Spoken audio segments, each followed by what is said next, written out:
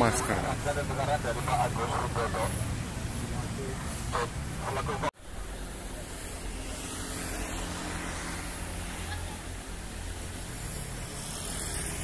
Anda sudah sarapan ya, dan ya saya mohon untuk karaoke-nya nanti kalau setelah kita dari Pacarejo ya, jadi diempet dulu ya, jadi kita fokus untuk belajar ya, nanti dari set 1, 2, 3, 4 selesai, nanti setelah itu Anda free untuk bisa entertain di bis masing-masing. Nah sekarang kita berada di stop set yang pernah terjadi apa? Sesar ya, sesar naik, dan itu yang dinamakan sebagai sesar opak yang memanjang ya dari Bukit Boko ya sampai Parangtritis. Nah biasanya itu di bawahnya itu ya. Nah kemudian Anda lihat ya bahwa di atas merupakan vegetasi yang tanaman tahunan dengan perakaran yang bisa mencapai berapa meter ya? Sekitar 3 meteran. Iya. Tidak meter apa? Iya mas. Setelah kita akan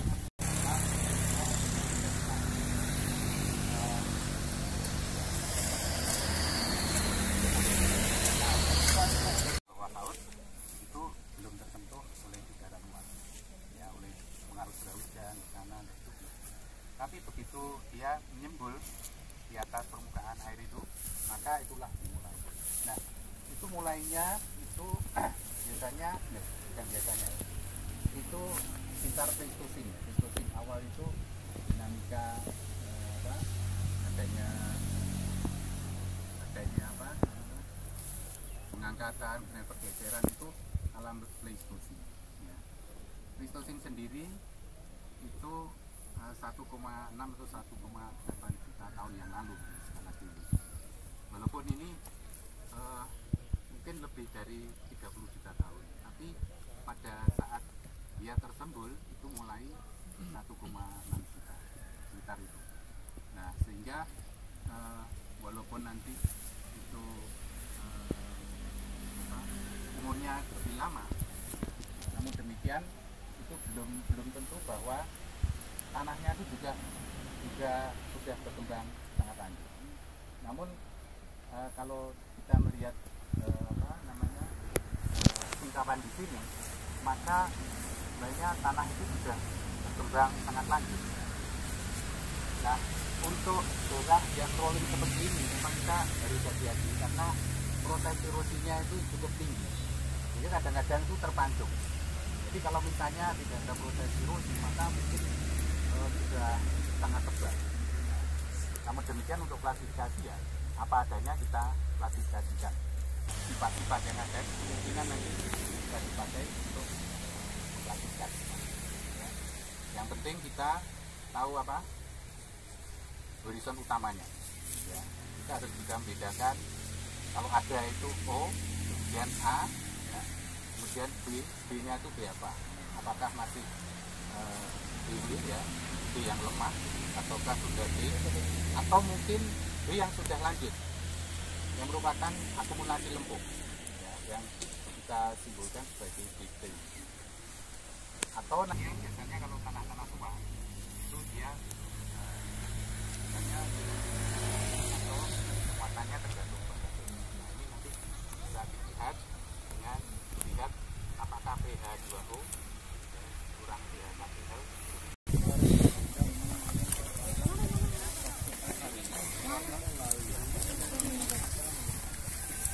berarti 1,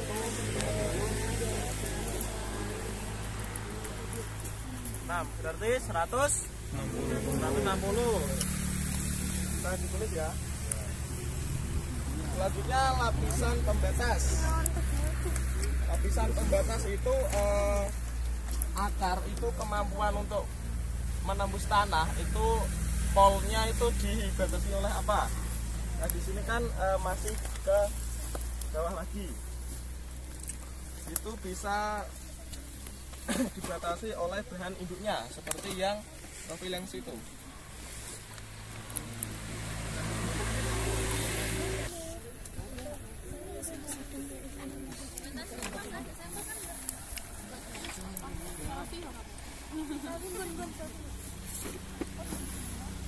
Jadi dibuka di daftar isi, nanti kalian analisisnya itu di halaman 28 suasana redox. Terus habis itu horizon oksik juga.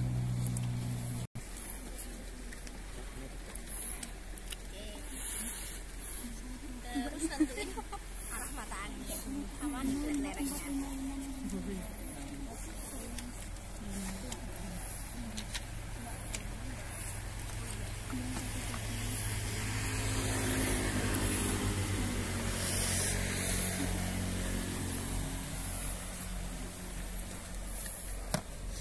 Ini namanya kompas. Biasanya pakai kompas pramuka tuh.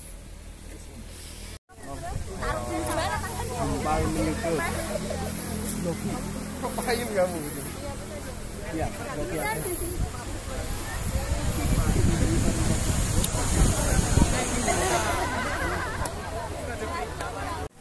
Diskusi bareng-bareng setelah setelah paling tidak PH-nya. PH itu KCL-nya lebih tinggi daripada nah, makanya PH-nya wis rampung urung cicil yang belum tadi. Oh.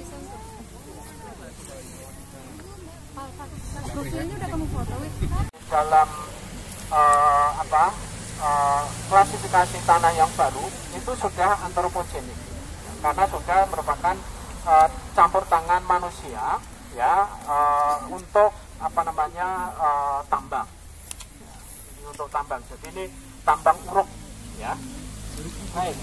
Kemudian untuk mode ini tip apa mas tadi yang nulis kemiringan ya. Oh, modele delay itu kurang E ya. Modele delay agak curam ya. Kemudian lereng utara bergelombang ya. Kemudian ini sama. Nah, kemudian erosi panas sedang ya. Kemudian bebas banjir. Ya, bebas banjir. Gitu. Lalu kemudian drainase permukaan cepat ya, karena di sini dengan kemiringan lereng yang relatif tadi agak curam ya, moderate slip ya. Dan juga dari tanah yang kita lihat profil ya itu dia alfa di viridil beda ya. Oke. Tapi dari tanahnya yang dia warnanya ya itu cerah ya. Cerah itu dengan Hu4 itu kan relatif cerah kan, dan kroma 6. Nah di sini dari perlapisan 1 itu warnanya 5YR ya, kemudian 2 juga, lapisan 3 2,5 YR. 5YR dengan 2,5 YR merah mana? Cakep ya. Nah, aku seneng ya. Oke, baik. Nah, kemudian untuk uji di situ ada Manghan itu dengan menggunakan apa? H2O2 berapa persen? 3%. Di atas ini +1, +1, +1, +1. Nah, di sini +1, oke. Kemudian BO, wah ini 3, oke ya. Kemudian BO-nya 2, kemudian 1, 1. Nah, BO yang ke lapisan kelima ini kok 3 ya. Nah ini mosok ada yang membawa masuk ke dalam ya, gitu enggak lah. Oke. BO itu dengan menggunakan bahan kimia apa? Berapa persen? Nah itulah ya.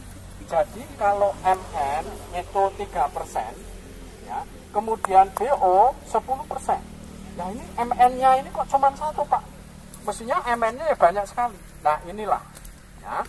Jadi yang kelima ini dia itu masih merupakan lapukan dari TOF ya. Dan saya diskusi dengan Mbak Dewi Madu yang skripsinya itu juga dia membandingkan formasi semilir dari Breksi Tufa dan Batu Pasir ya. Saya dengan dia wah ini sepertinya ini Breksi Tufa. Nah kemudian waktu Anda meneteskan dengan air mata ya, tapi H2O2 ya 3% ya, itu kan untuk MN itu mungkin pas yang putih-putih ini, tapi kemudian yang Anda untuk BO itu yang kemungkinan agak hitam, nah, kena MN-nya gitu loh, kena MN-nya, karena di sini makanya saya tadi mengambil ini dan kemudian tak bawa terus kayak gini ini ya, supaya saya ingin mau identifikasi ternyata yang warna kehitaman ya itu dia hanya spot-spot gitu loh. Kemungkinan besar Anda waktu memberikan H2O2 10% yang Anda ingin menguji BU itu ya terkenalah yang MN gitu loh. Akhirnya ya tinggi. Oke ya, nanti ini Anda perbaiki ya.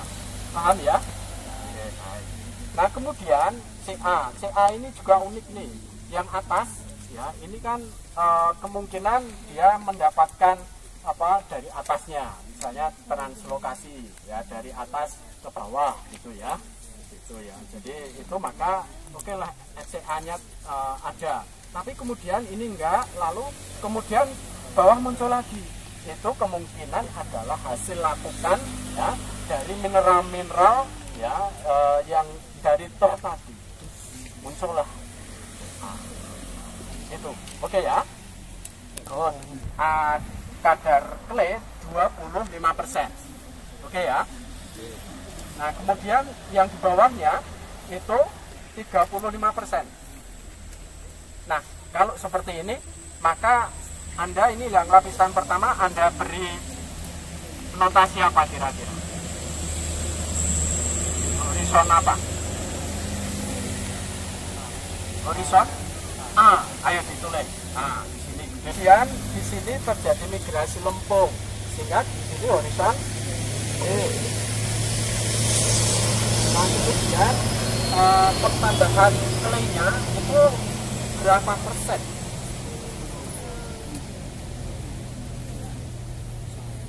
10% ya dari 25, sehingga kemungkinan di sini sudah terbentuk horizon B sini B T. Kemudian sini juga masih BT ya. Ini BT. Nah, di sini dia kan masih banyak yang material yang belum melapuk. Ini horizon C. Sepakat ya? Nah, oke. Kemudian pH H2O berapa ini? Nah, pH KCl, selisih antara KCl dengan H2O min 1 ya, maka dia termasuk yang variabel charge atau permanen charge. Selidik cepatmu, makanya saya minta Anda jangan suka-suka waktu rapal loh.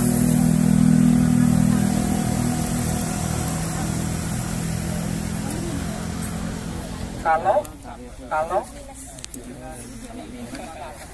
minus 5 ke atas, sebentar, pH apa, min pH apa? Variabel charge. Itu Kalau variabel charge minus 0,5 atau lebih besar. Sebentar. Ini kan min 1 toh. Masuk nggak Pak Joko ini variabel charge H2O dengan KCl selisihnya 1? Belum kan? Maka di sini Anda tulis PC. Ini ada permanen charge. Oh, C-nya gede malahan. Nah, Nah kemudian pH KCl dikurangi pH 2O sama dengan 0. Artinya variabel. ya ini ya, Variabel. ya maka VC nah. Oke, mana yang oksid?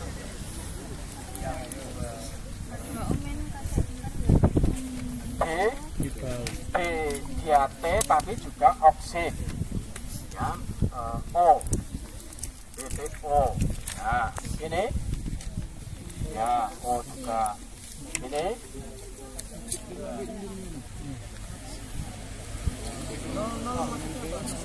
Oke, ya, ini juga tidak kan? Oke, ya.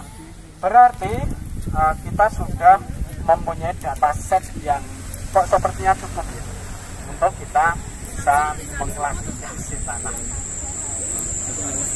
Oke, sekarang klasifikasi tanah nasional. Ya, mengalami perkembangan. Ya, terus tanahnya apa?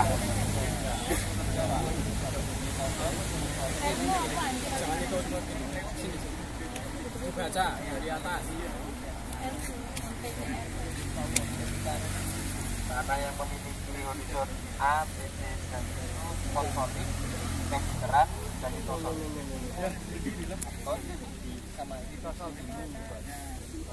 Nah ya, masuk apa dulu? Permukaan. Kandungan mineral mudah lapuk kurang dari 10% di dalam 50 cm dari permukaan. Tidak mempunyai lintis dan sifat vertik. Iya. Jadi di sini kita masuk pada tanah ini, ya, maka disebut dengan tanah Litosol. Oke. Nah, walaupun dia ada oksidnya, udahlah biarin dulu, ya, biarin dulu. Nah, lalu kemudian masuk ke jenis tanah. Macam tanah. Nah, anda, sorry. Kemudian Punya flake tidak? Tidak. tidak memiliki flake. Kemudian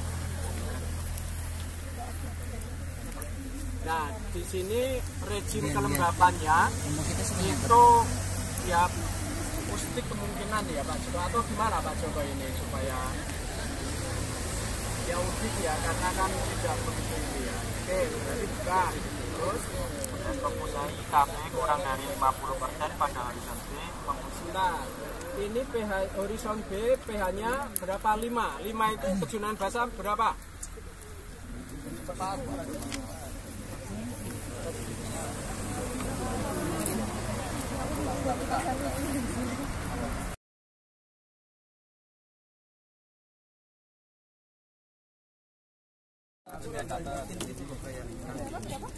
Coba yang nyatet ini.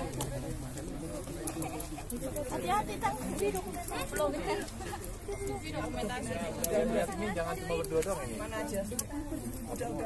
Cantik. Ini 20 tambah 20. 32.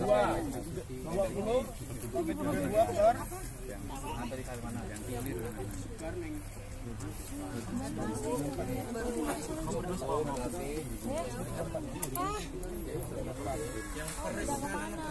Sama Dipan sana. 32 di kiri. Join dia ngajain.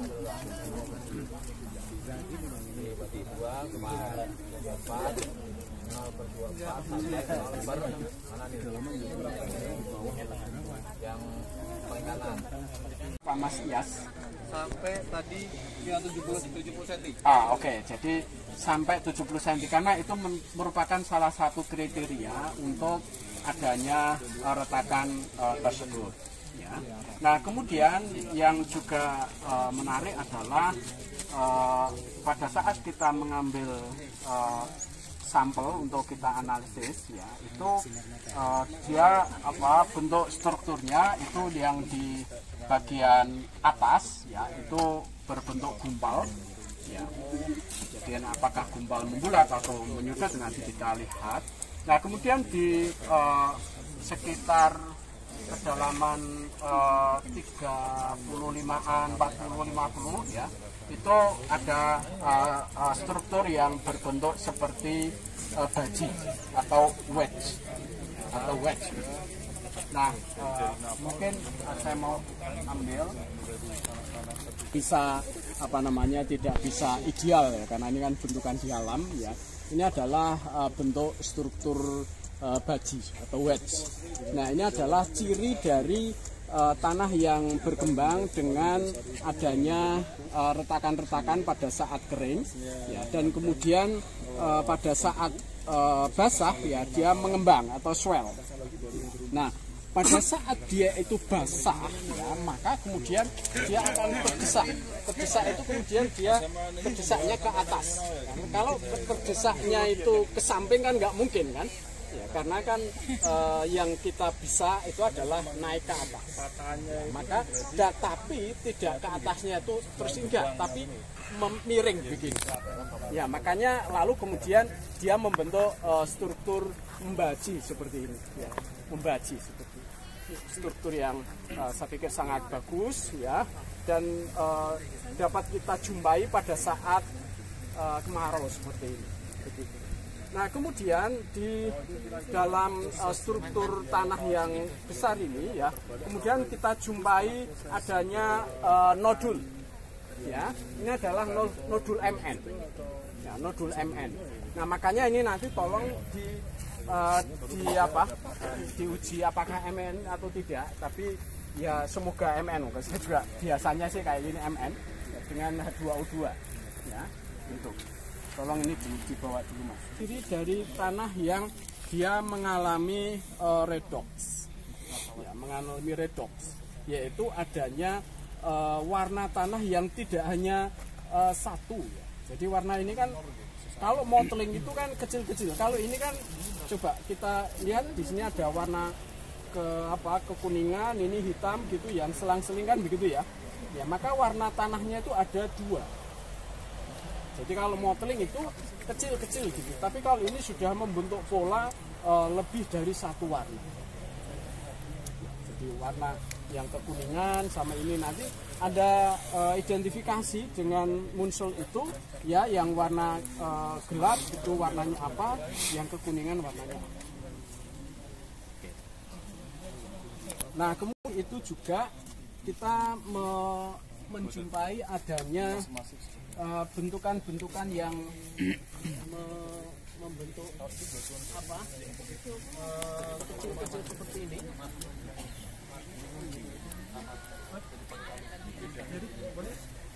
Nah, ini juga bisa terbentuk sebagai secondary limestone. Ini bagian atas dari tanah ini ya.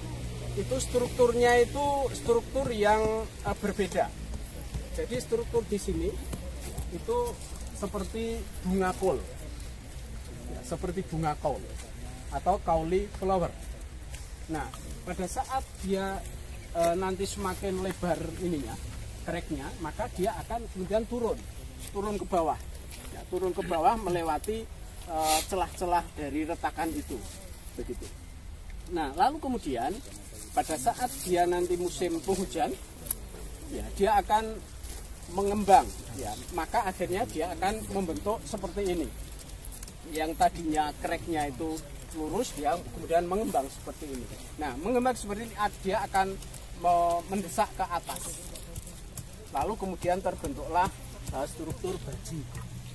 Nah, sayang saya belum menemukan ketemunya Schleckenside. Angkul ya, dia akan lurus. Tapi ini kan lekuk-lekuk itu. Dia karena tertekan ya, tapi dengan permukaan yang tidak rata. Sehingga orang kemudian sebagai cermin sesar gitu, atau bidang kilir. Ya, bidang karena terkilir itu ya. Kalau Anda pernah terkilir, ya, itu kan bukan karena hantaman kan, tapi kan karena gesekan samping kan, terkilir. Nah, ini juga gitu, terkilir. ya. Tadi setelah Uyo kemudian Wonosari. Nah, cirinya adalah di bagian bawah ini ya adalah batu gamping ya. Dan tadi diuji itu HCl dia percikannya keras. Nah, kemudian untuk ini sudah. Jadi di sini adalah termasuk Wonosari Basin atau cekungan Wonosari. Dan mengapa demikian? Karena ya karena yang di dekat dengan pengangkatan dia bisa tinggi, karena ini kemudian di tengah. Nah, makanya di daerah sini di Gunung Kidul itu kadang ya ada tempat-tempat tertentu yang bisa terjadi banjir pada waktu musim penghujan. Nah, di sini juga dengan drainase yang sebenarnya buruk, drainase buruk, tapi kan belum ditulis. Oke, dan kemudian dari pengamatan kita ya kita tulis ada retakan-retakan yang retakan itu bisa dalam karena memang dengan adanya mineral-mineral yang sering and swelling. Nah, kita pengamatan pada bulan ini itu bagus ya karena kita dapat memperoleh gambaran tentang struktur yang lebih pas. Karena kalau musim penghujan tanah itu kita ambil ya lengket-lengket gitu ya, jadi tidak bisa terbentuk struktur yang sesungguhnya. Nah, di permukaan tadi saya katakan strukturnya adalah bunga kol atau cauliflower di permukaan itu. Nah, setelah itu di bawahnya adalah gumbal menyudut, itu adalah angular blocky. Ya, kemudian di sini juga angular blocky. Nah, kemudian di bawahnya adalah struktur baji yang tadi saya katakan bahasa ininya kapak. Kalau kapak mungkin Anda ngerti kapak. Jadi kapak itu kan bentuknya atasnya lebar kemudian bawahnya tajam begitu. Nah, mengapa demikian? Karena dari retakan-retakan ini struktur bunga kol yang pada saat musim kemarau ini belum begitu panjang ya. Dengan semakin panjang nanti biasanya Agustus, September, Oktober itu retakannya itu akan lebar. Maka struktur bunga kol itu kemudian dia akan masuk ke dalam. Dan setelah masuk ke dalam ya kemudian dia berada di lingkungan di sini ya, ada yang sampai di sini, ada yang sampai di sini kalau menerus gitu ya. Nah, lantas kemudian jika musim penghujan datang maka dia akan cracknya itu akan menutup lagi ya, karena swell. Nah, maka kemudian terjadilah karena dia ke sana ya kan nggak mungkin ya, maka kemudian dia akan ke sana gitu. Jadi desakannya itu akan ke atas. Nah, maka kemudian di permukaan itu akan terbentuk permukaan yang tidak rata pada saat musim penghujan, yaitu yang dinamakan dengan gilgay. Itu dari bahasa aborigin yang namanya permukaan yang tidak rata begitu. Nah, kemudian dari sisi analisis teksturnya, teksturnya belum ya? Teksturnya belum. Tekstur karena tanahnya itu dalam kondisi kering. Anda membuat pastanya itu belum sempurna, sehingga seperti terasa ada pasirnya, gitu. Jadi ini belum bisa sebagai patokan. Kalau di sini ya paling tidak itu silty clay itu paling tidak. Tapi karena ada pengamatan lapangan dan tanahnya itu masih dalam kondisi kering, ya Anda tidak bisa membuat pasta yang sempurna, gitu. Ya, saya agak sedikit worry, tapi nggak apa-apa. Saya pikir ini silty clay, gitu, silty clay. Ini loam itu enggak, karena loam itu pasirnya banyak, sini pasirnya hampir sedikit, tapi nggak apa-apa. Ya, oke. Nah, kemudian setelah itu kita dari sisi horizonnya, silakan ini dari awal kita identifikasi horizonnya atau sifat tanahnya. Ini bidang kilir atau pet berbentuk baji. Ketemu akhirnya. Ya udah, itu jenis tanahnya apa? Vertisol. Oke, vertisol. Kemudian nanti diklasifikasi sampai ini ya. Kemudian yang klasifikasi tanah nasional.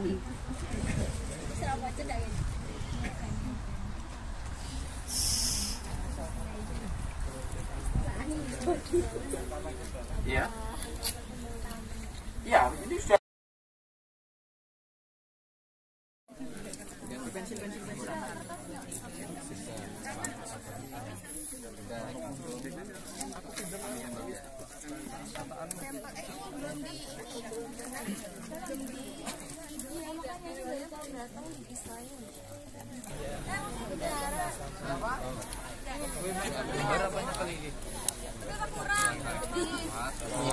Berapa? 78. Yang kiri toh? 78. Terus yang kanan? Cuma ditutup dari apa? Jempol menyudut ini. Oh itu tuh di tas merah. Berapa? Jumlah. Nah, ketika menggambar profil itu digambar sesuai penampakan. Kalau misalnya ada batu, digambar batu. Kalau misalnya ada akar segitu gedenya, digambar aja. Pada kedalaman 40 ya. 50 sana. Enggak ini loh. Oh iya. Kan 40-an berarti sekitar sini ada perakaran gitu. Terus 54 5354 itu. Yang kanan. Iya. Oh itu nomor 1 itu 2. Oh iya itu. Iya. Berarti sekitar 65 kurang. 58 itu. Terus habis itu apa? Itu enggak lapisan pembatas. Enggak ada lapisan tinggi. Pembatas sih loh, kapur.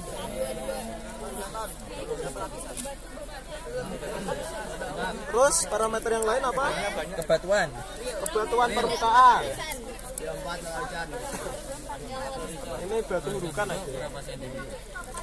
Batu ginjal di sini tinggi karena itu sebenarnya batunya mengalami kelarutan. Dan kita agak sulit melihat kayak kemiringan karena ini sangat dipengaruhi oleh jenis batuan itu. Gitu ya. Teman-teman kalau misal dilihat di sini, ini bentuknya udah nggak alami lagi, tapi ini bentuknya udah dipengaruhi oleh manusia. Oke, karena kayak penumpukan ini nggak mungkin secara alami seperti ini, tapi kemudian batu-batunya untuk perkebunan akhirnya disusun sedemikian rupa sehingga airnya bisa ketampung tanahnya. Isinya jadi gini, awalnya datar. Ada yang boleh pinjam papannya? Oke. Awalnya karena pengendapan kapur ya, pengendapan kapur kan ini sejajar seiring dengan cahaya matahari, kemudian karang ini dia mencari cahaya matahari sehingga bisa dikatakan datar lah, flat kayak gitu. Yang terbentuk juga ketika awal pengangkatan mungkin miring dikit tapi masih datar. Tapi kemudian karena adanya pelarutan, biasanya terbentuk kayak dum-dum. Bisa bayangin dulu tahu Teletubbies? Ada dum kayak gitu. Ada bagian yang karena dia cracking, akhirnya dia terlarut lebih intens daripada yang area yang nggak cracking, sehingga ada kawasan yang karena intensif pelarutan, akhirnya dia membentuk semacam cekungan.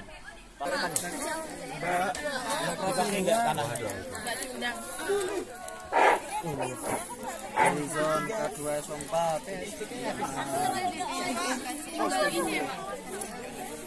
Berapa Andri? Ini horizon berapa? PH sama FE ditulis di sana.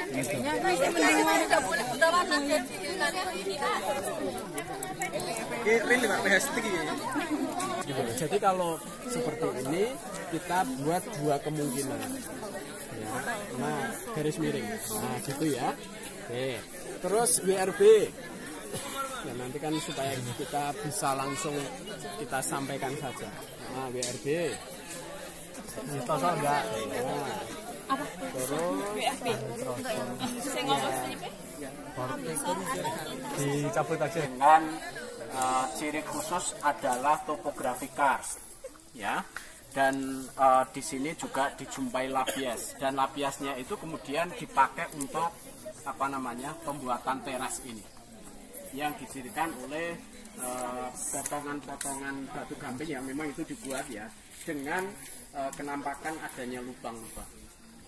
Jadi Mas Pak Ifan sudah memberikan informasi seperti itu. Nah kemudian untuk di sini ya dari dulu memang kita itu ya mengapa ya tanah yang berkembang dari kalsium karbonat ya, tapi pH H2O-nya itu 5 gitu. Itu dari dulu itu. Ya, jadi makanya ini adalah fakta. Ya, kita tidak perlu ragu. Ya, jadi pH 2O5, KCl 5. Nah, K2SO4 ya itu tuh 6. Saya punya bayangan gini, mungkin nanti Pak Joko bisa koreksi ya. Jadi karena ini adalah kalsium, ya kalsium itu ketemu sulfat kan menjadi kalsium sulfat kan, Gibbs. Ya, itu pH-nya ya agak tinggi gitu. Nah, ini apakah demikian? Seperti misalnya kalau banyak Fe oksida, ya Fe ketemu sulfat, akhirnya Fe sulfat. Ya. Dan itu kemudian pH-nya lebih tinggi daripada pH H2O. Nah, ini kenampakan ini juga bisa terjadi di sini, minimal sama. Ya, gitu. Nah, sehingga boleh dikatakan bahwa pH 2O dan KCl ya itu dari atas ke bawah itu sama, 5 semua. Ya, gitu. Ini uniknya seperti itu. Ya. Apakah ini juga variabel charge? Ya? Karena pH KCl min H2O itu 0. Ya, apakah juga demikian? Nah, inilah yang kemudian nanti perlu kita teliti lebih jauh. Nah, kita berharap nanti ada yang skripsi ambil sini untuk mempertegas ya, apakah memang demikian? Ya, gitu. Nah, kemudian BO-nya dari atas ya ke bawah, dan kemudian di bawah ini BO-nya itu apa positif 3 itu adalah sebenarnya mangkani ya. Jadi dengan Mn itu kan plus 3 aja bereaksi gitu ya. Maaf 3% dari H2O2 itu kan bereaksi, apalagi kalau 10% kan gitu ya. Sehingga ini adalah sebenarnya bukan apa-apa, bukan keliru, ini benar ya, tetapi kita harus mempunyai pemahaman bahwa jika kadar Mn-nya itu tinggi, maka uji H2O2 terhadap tanah untuk menetapkan adanya bahan organik itu tidak tepat. Ya, gitu ya. Nah, terus tadi ada yang tanya, Pak ini wong di bawah itu ada nodul Mn-nya kok kemudian Mn-nya cuma plus 1. Maybe yang Anda tetesi bukan pas nodul, bukan pas bercaknya. Ya gitu, jadi seperti yang di stop set yang pertama tadi, seperti itu. Karena kalau yang namanya nodul ya harus pas di nodulnya itu ya. Seperti tadi waktu di mana di Gading ya ada nodulnya, Mas tolong ini dikasih H2O2 kan mestinya bagus kan? Oke, bagus. Nah, kemudian warnanya itu dari atas ya 5YR 33, kemudian 7,5 YR. Maka di sini atas itu dia merah, kemudian apa namanya ya reddish brown, dark reddish brown, ada kemerahannya. Kemudian yang kedua itu brown, ya. Kemudian yang ketiga dark reddish brown lagi, ya. Kemudian di bawah adalah dark brown. Oke. Nah, kemudian struktur itu dari atas itu dia angular blocky, tapi yang 2, 3, 4 itu angular blocky, dan struktur W ini adalah wedge, itu baji ya, orang terus kayak ya. Ya itu ya. Nah kemudian teksturnya ya itu yang atas itu sandy clay, silty clay, clay, lalu kemudian ini juga silty clay loam. Nah, makanya ini oke lah kita buat ini A, B, B, C. Ya, horizonnya. Nah, kemudian setelah kita coba untuk klasifikasi, ya USDE, ya itu jatuhnya adalah dia masuk ke vertisol dulu. Ya, karena dari atas gitu ya, lalu kemudian muncullah persyaratan adanya self churning, ya, kemudian ada retakan dan sebagainya, maka jatuhlah dia di vertisol. Lalu kemudian nanti vertisolnya itu nanti dengan sifat tambahan apa itu nanti disupport terus sampai nanti ada identifikasi. Kemudian klasifikasi tanah nasional. Nah ini ya, jadi kita buat dua opsi karena kalau horizon B-nya itu dia belum menjadi argilik, ya maka dia akan kambing, ya, maka masuklah kambing sol. Tetapi jika setelah kita analisis ada penurunan clay yang kemudian memenuhi syarat bahwa B-nya itu ada argilik, maka kemudian jatuhlah pada litosol. Ya, gitu. Nah, lalu kemudian untuk WRB-nya ya itu sama seperti yang di USD ya. Ya, dia jatuhnya yang pertama kali masuk adalah ke vertisol. Gitu. Ya. PH2O itu yang ini kan bagian dolinya. Ya, bagian dolin itu memang proses larutannya itu cukup intensif, kemudian batuannya itu juga adanya ini ya, lubang-lubang itu sehingga itu cukup mengindikasikan kalsium ya, sehingga pH-nya memang 5 kalau di daerah dolin kebanyakan seperti itu. Tapi kalau Anda ke lerengnya yang dekat dengan karbonat itu jauh lebih tinggi, bahkan bisa 7 lebih. Kemudian kekasan dari ini ya, pelapukan atau hidrogenesis dari gamping yang keras, sifatnya keras, itu seolah-olah tidak ada horizon C. Coba kalau Anda mengamati, itu setiap batu yang di situ pasti kemudian ada tanah, seolah-olah hanya menumpang saja. Nah, itu menandakan bahwa proses larutannya cukup intensif sehingga adanya ini hanya ditumpangkan saja ya. Kemudian larut, jadi kemungkinan tanah itu berpindah sesuai dengan batu gamping yang mendasari. Nah, oleh karena itu permukaannya itu kan tidak sama rata. Ada yang ini ya, itu tergantung dari kekerasan dari batuan yang membawai tanah. Ya. Terus kemudian tadi apa ya? MN yang memang MN di sini itu ya cukup ini ya. Cuman yang perlu tadi ya garis bawahi lagi bahwa penentuan bahan organik di sini ya itu kalau kita menggunakan peroksida dengan konsentrasi yang berapa persen, nah 10% itu nanti efeknya MN-nya ya justru menurun, karena MN itu kan cuma konsentrasinya hanya 3 aja sudah, jadi kurang tepat lah kalau untuk terus kemudian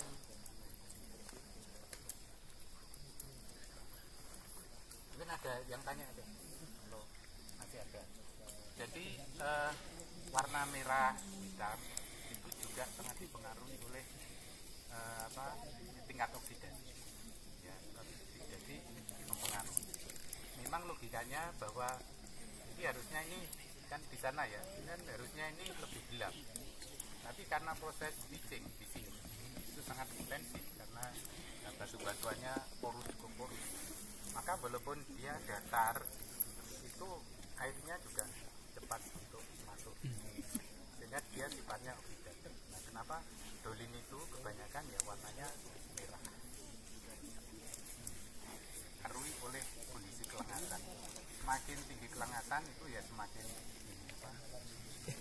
warnanya semakin gelap. Itu adalah tanah merah di lingkungan kawasan kars. Tapi ada yang menyebut mediteran, tanah mediteran ya, karena kemerahannya itu mirip di daerah mediteran sana, karena panas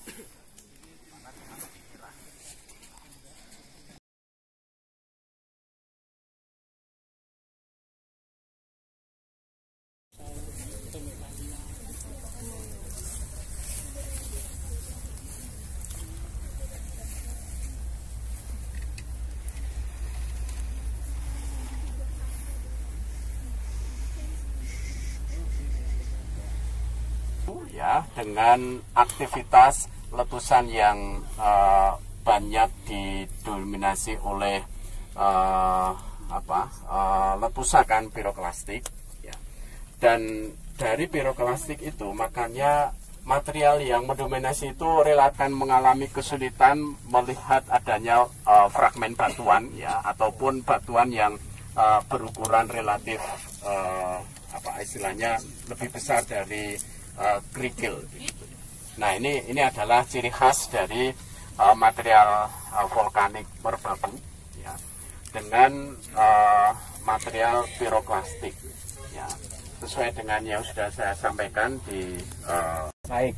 Nah, kemudian setelah mengalami perkembangan informasi tentang Gunung Merbabu, karena dari sisi yang lain seperti tambang ataupun dari sisi geotermal itu tidak begitu prospek, maka relatif sedikit informasi. Tetapi dari kita berharap memang banyak informasi ya untuk karakteristik tanah yang berkembang dari material vulkanik Merbabu. Mungkin itu sebagai informasi awal, dan saya pikir silahkan untuk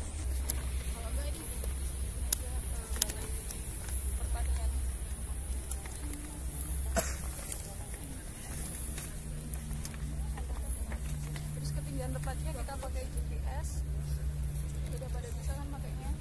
Jadi kalau awalnya nanti ada menu kayak gini, analisis warna sama ada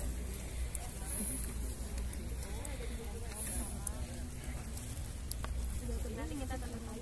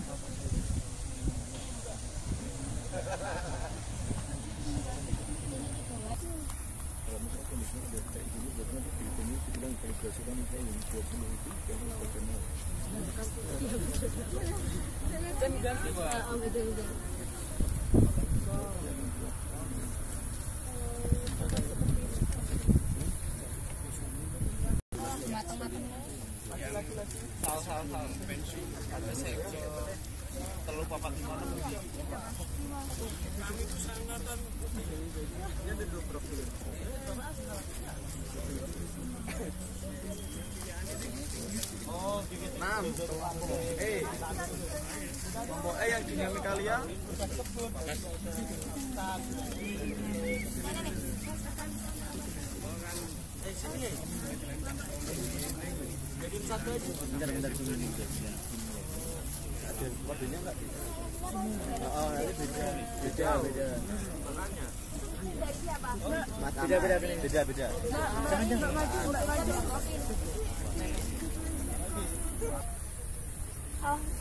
Bisa. Ada 10. Yang kanan itu persen, yang kirinya itu derajat.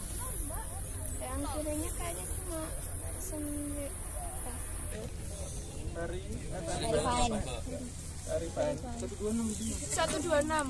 Verify untuk lapisan 1. Belum mempan profil 2 lebih dari 100. Belum mempan 146. Nah, 146 profil lebih. Itu satu sangat halus banyak, nomor 2 halus sedang, nomor 3 Berapa tadi yang kelima? Medium banyak.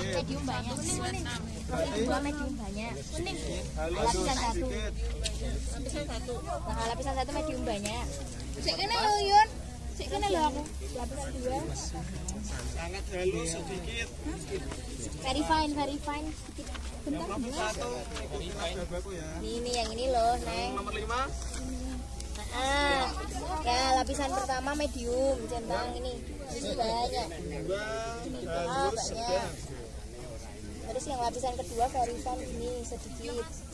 Ketiga Yang halus ketiga sedikit. halus sedikit. Halus sedikit apa? Nih sedikit. Enggak halus. Fine. Sedikit. Kelima Takaran. Nah, belum wis. Takaran wis. halus. Tiga perempat. Yo, apalagi.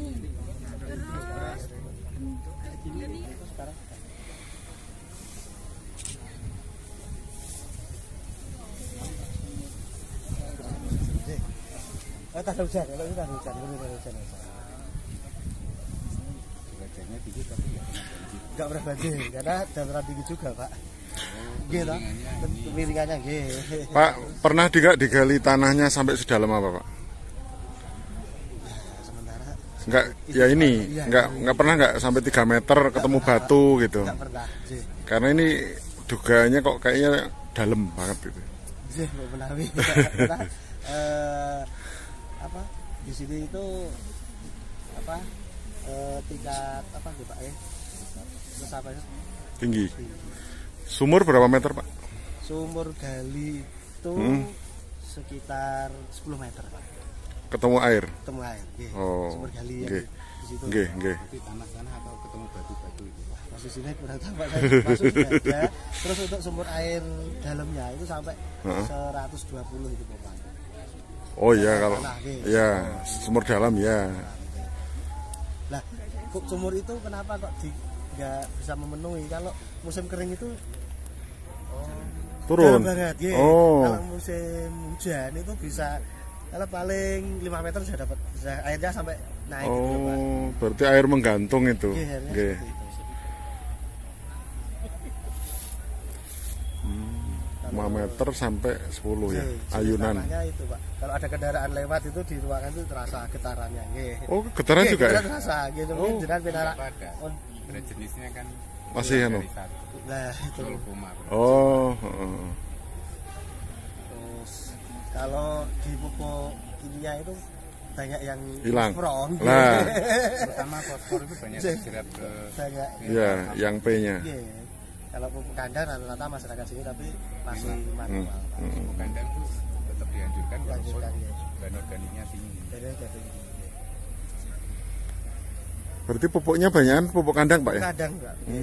Masyarakat yang di sekitar daerah itu kan punya sapi ya. Nggih. Mereka masih manual untuk ditumpuk di sebelah-sebelah lah.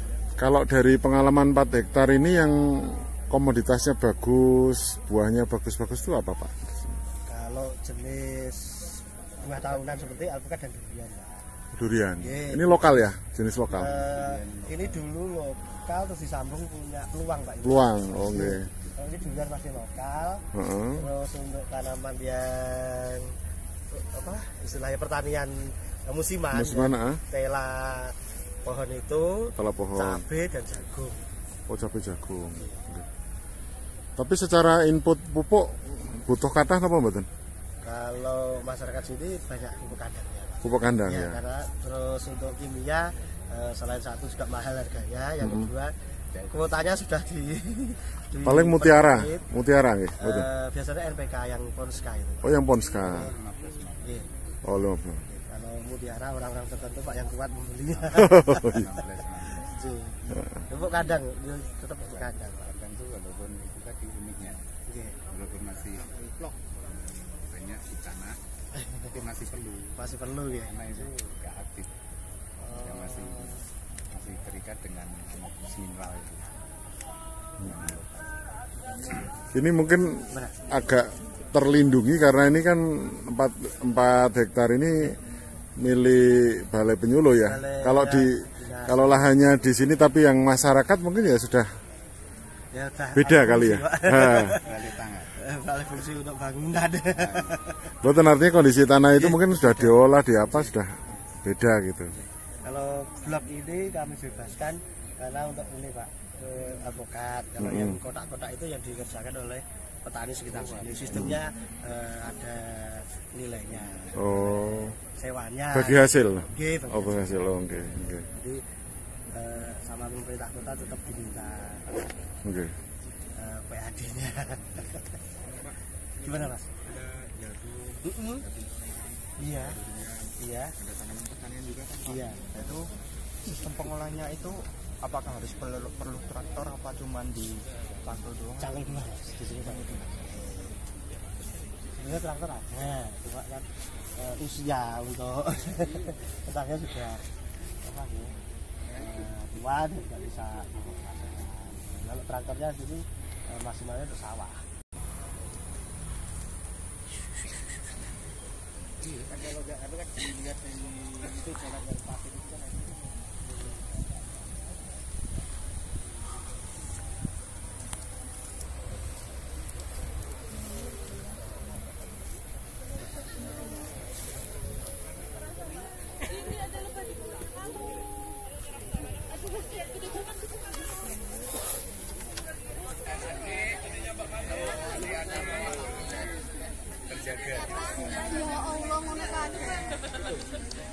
Ada yang bawa HP-nya Mbak Maju tuh, Pak. Nah, ngobrol toh. 3 sampai 8. Masuknya ada.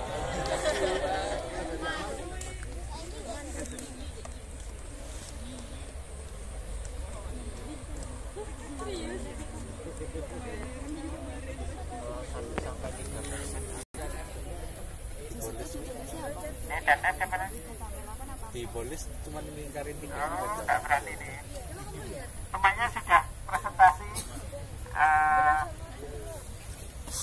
yang E dan F itu juga harus memaparkan di sini nanti setelah dijelaskan. Timur laut, sana timur, utara ya timur laut gitu ya. Dari Gunung Merbabu.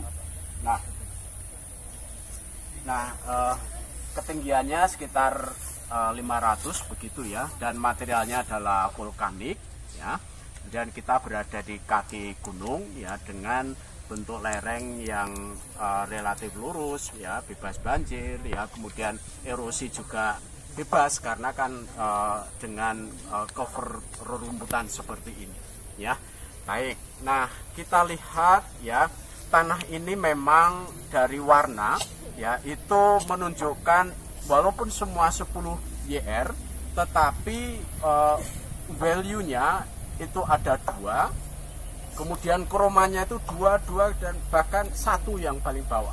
Ya, inilah yang kemudian warnanya itu menjadi black dan menjadi salah satu dari syarat material melanik ya, gitu ya. Jadi melanik itu hitam manis. Nah, itu melani kan itu ya lah. Melanik itu hitam manis gitu. Jadi kalau kita lihat ya seperti ini ya, seperti ini. Dulu kalau waktu saya main di sini, main sepeda gitu pas musim hujan, licin ya, jatuh saya bok itu, terus bajunya itu kotor sekali, susah dibersihkan ya, itu sifat dari tanah yang ada di sini begitu. Oke, baik. Nah kemudian dari sisi kita uji pH NaF ya, itu yang atas itu pH-nya itu 11 ya, dengan kemungkinan alofan dari sedikit sampai cukup. Tapi kemudian untuk yang di bawahnya yaitu sampai pada lapisan yang ke berapa ini? 1, 2, 3, 4, 6 ya, itu 12. Itu menunjukkan bahwa kemungkinan besar alofannya itu dari cukup sampai banyak. Ya, itu adalah pH NaF dengan waktu pencatatan 2 menit. Ya, ini menunjukkan bahwa reaksi ya dari silika ya itu kemudian dia silikanya itu dapat terurai ya oleh adanya NaF. Ya, NaF. Lalu kemudian Na itu dengan OH ya yang dari amorfus silika itu dia bereaksi membentuk NaOH, makanya pH-nya itu menjadi sangat basa, yaitu pH-nya menjadi 12 begitu ya. Nah lantas yang berikutnya untuk pH H2O dan pH KCl ya itu ada yang 5 dan 5, kemudian ada 5 dan 6 ya. Ini menunjukkan bahwa tanah di sini mempunyai sifat apa? variable charge atau muatan terubahkan. Dari keduanya itulah kemudian memang tanah ini mempunyai sifat, ya, kalau kita lakukan uji misalnya retensi fosfor itu biasanya lebih dari 85% itu fosfor itu terjerat. Ya, itu adalah karakteristik dari alofan begitu. Nah, kemudian untuk bahan organiknya ya dari atas ya itu tinggi, kemudian tidak ada, lalu kemudian di sini kok muncul gitu ya. Di lapisan di bawah 60 ini. Nah, ini karena apa? Di sini muncul manghan. Ya, muncul manghan, dan manghan itu ya dengan peroksida 3% sudah bereaksi, apalagi kalau dengan 10%. Unik juga muncul adanya CA tadi di mana? CA yang positif tadi di mana? Ada yang positif tadi ya. Coba dicek lagi. Ya, sepertinya di 5 deh. Ya, 5 itu CA-nya positif. Ya. Ya, di 6 positif. Ya, jadi ini klero ya. Karena untung saya tadi lihat dilakukan analisis ya. Dia membentuknya nanopol. Jadi material berukuran nano yang seperti setengah lingkaran bola. Maka di dalamnya ada rongga-rongga yang jika kita berikan air, ya, air itu akan tersimpan di situ. Ya. Tetapi pada saat kita berikan tekanan sedikit, dia masih mempertahankan airnya itu. Lalu kemudian kita tekan, akhirnya dia gagal mempertahankan struktur nanobol itu. Ya. Akhirnya apa? Air itu keluar tiba-tiba. Jadi seperti airnya itu mencotot gitu ya. Nah, Anda pernah makan ini ya, kalau orang dulu itu cotot gitu, itu ketela yang dibuat getuk, yang dalamnya dikasih gula, digoreng gitu ya. Kalau kita makan kan kemudian gulanya itu bisa mencotot gitu. Kalau anak sekarang inilah donat ya, donat yang isinya coklat gitu ya, loh.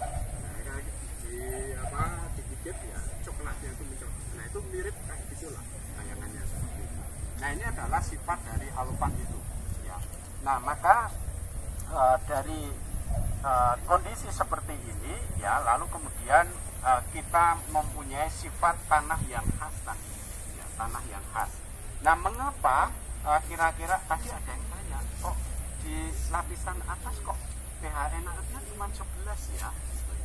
Nah, kemudian ya karena di lapisan atas itu kan kadang diolah dan dekat dengan permukaan ya, ada atmosfer, oksigen yang bisa masuk gitu. Sehingga kemudian alofannya itu akan semakin lama semakin berubah ya, yang kemudian akan mengarah ke arah kristal. Berada pada atau di dalam kedalaman 30 cm dari permukaan tanah mineral atau 2 dari batas atas lapisan organik dengan sifat-sifat anti mana saja yang lebih dangkal, dan 3 di dalam lapisan-lapisan dengan ketebalan 30 cm atau lebih yang berada di dalam ketebalan total 40 cm memiliki semua berikut.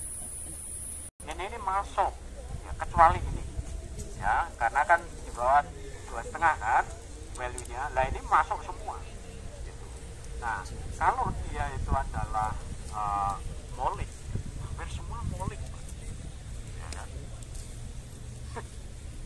Ya, itu daya fluktuasinya sangat ya. Nah, karena sangat tinggi maka sulit terdispersi ya. Sedangkan terdispersi, kalau misalnya terdispersi itu akan terjadi translokasi. Translokasi dari atas ke bawah berarti ada penimbunan. Itulah yang membentuk horizon. Jadi selama alofannya itu rusak, maka pembentukan horizon itu memang sulit. Syaratan berarti lebih dalam agak daripada Umbrik sama dengan molik, bedanya adalah kejenuhan basah. Epipedon plagen atau horizon argilik atau kandik di atas horizon spotik dan memiliki atau lebih tidak ya. Dari kan itu saya pikir masuk gitu ya, masuk ya, berarti tanahnya andisol ya. Oke, andisol. Kemudian andisol yang seperti apa? Karena tadi Pak Agus sudah bilang harus selesai ya sampai subgrup ya, mari kan. Mungkin yang Pak, yang tadi yang belum dikasih tugas itu tadi yang sama F mana? Sama F. Ayo maju ke depan di sini. Rejim suhu tanah gelik. Andisol lain yang mempunyai rejim suhu tanah kreik. Andisol lain yang mempunyai rejim kelembapan tanah aridik. Andisol lain yang mempunyai rejim kelembapan tanah serik.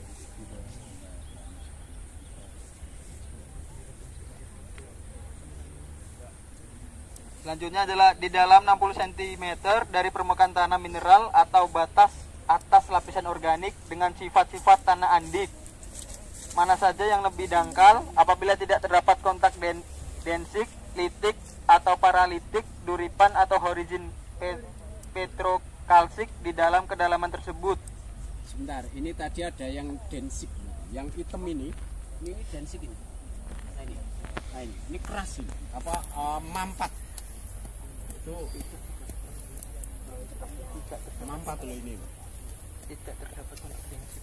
Tidak terdapat? Ya, yang nomor 2 ada.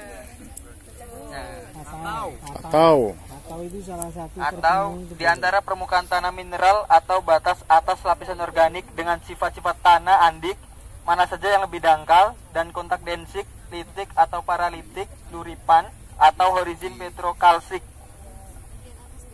Enggak, dia enggak yang densik tadi yang terdapat. Dan udan. Cepat celah udan. Subgrup. cepetan jam udan. Grupnya tadi lupa ditulis itu.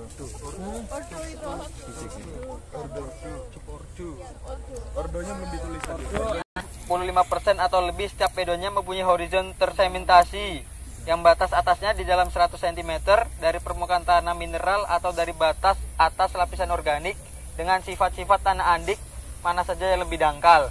Ya, ada sementasi kan tadi itu. Ada. Sementasi akhirnya menjadi apa? Keras. Menjadi keras itu. Durudan. Durudan. Durudan. Durudan. Oke, lanjut ke halaman. Konsentrasi redoks sebesar 2% atau lebih. Ya. Eutrik ya.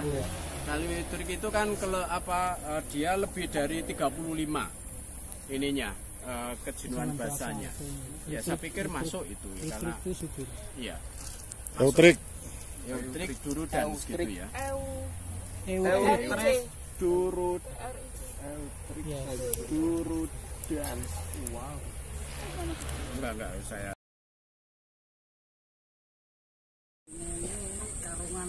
Oh, karungan. Jambutnya mateng ya. Oke. Gambut campur sekam bakar, sekam ireng berarti. Pupuk organik.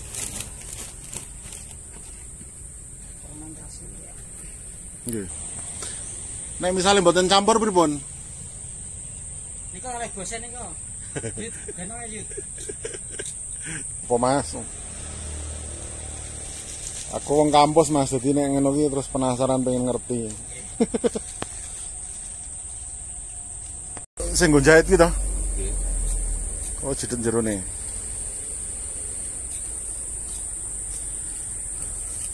Niki sing campur, niki sing dereng nggih. Oh, kadang-kadang ya kena watu bareng nih.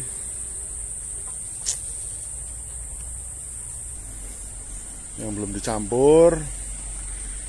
Nah, ini yang sudah dicampur. Ini campur sekam. Ini adalah depo penambangan gambut di tepi Rawapening. Itu perahu-perahunya. Biasanya pagi mereka menambang gambutnya, terus ditaruh di sini, dikirim. Ada yang ke Pasuruan, ke Jogja, dan ke berbagai tempat yang lainnya. Yang melakukan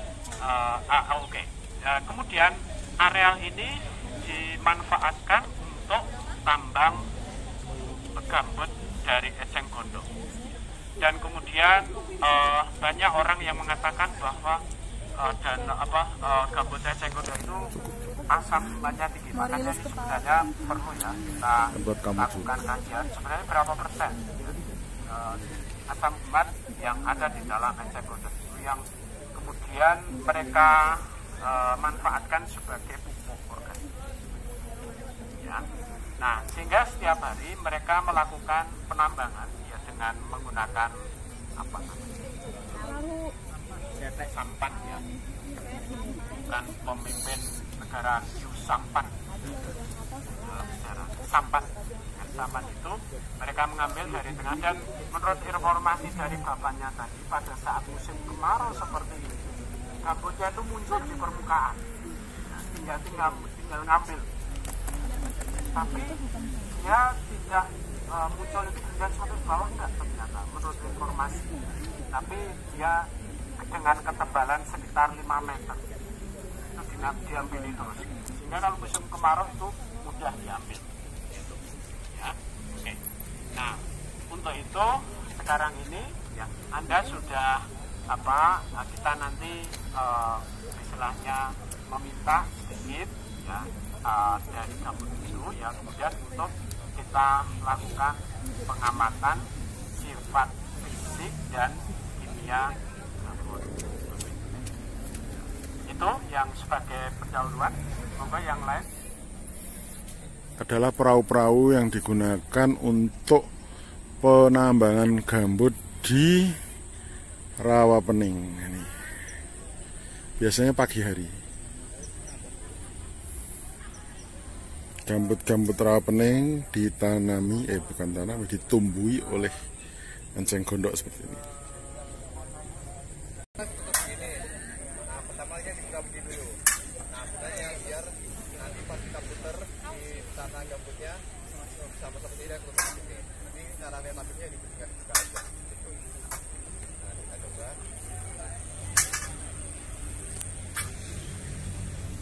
Tinggal kita kasih aja. Biasa. Udah pertama. Nah, ini nggak mending nggak usah dalam-dalam. Praktek ngebor gambut. Oh, beda alatnya. Sama.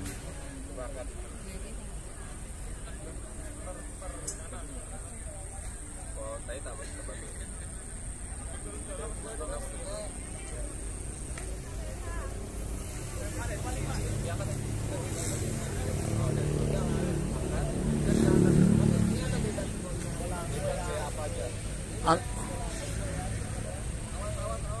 Oke, bisa dipoto ini gambut angkatannya.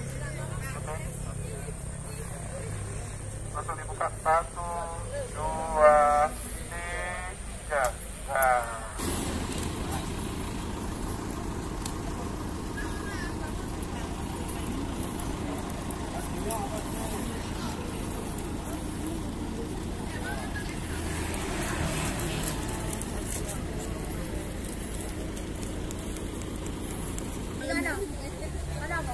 Timur. Timur.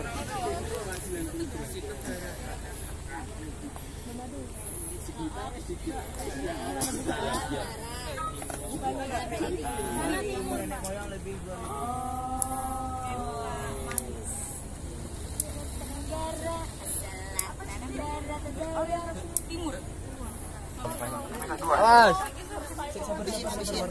Kau tambahin lagi nih untuk gini. Ya. Ya Allah, tanganku jadi artis.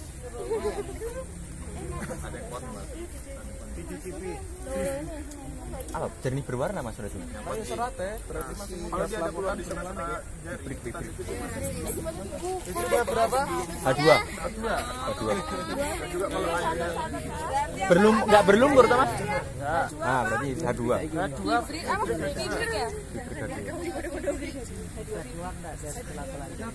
Tabung loh. Datanya dicatat langsung. Tulisannya gimana? H2.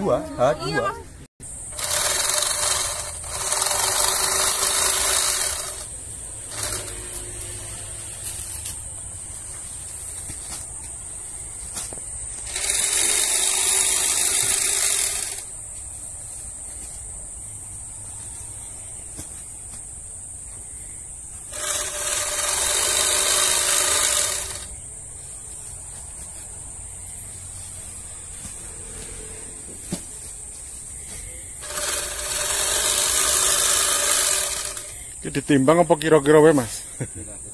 Kira-kira ya.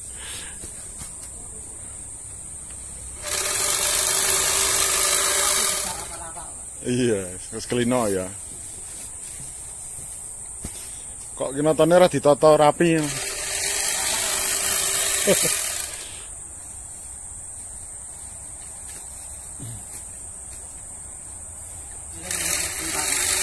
Oh, caket tuh.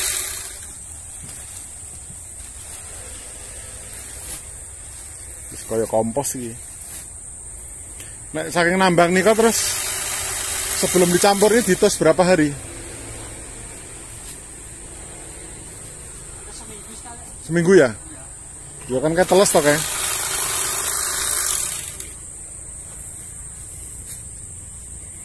Waduh.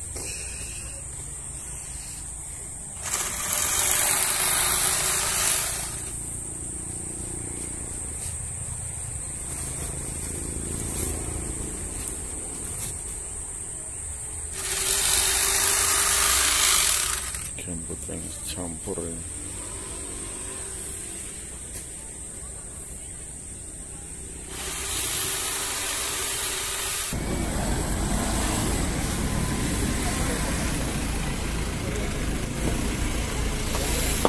Wah, pengiriman gambut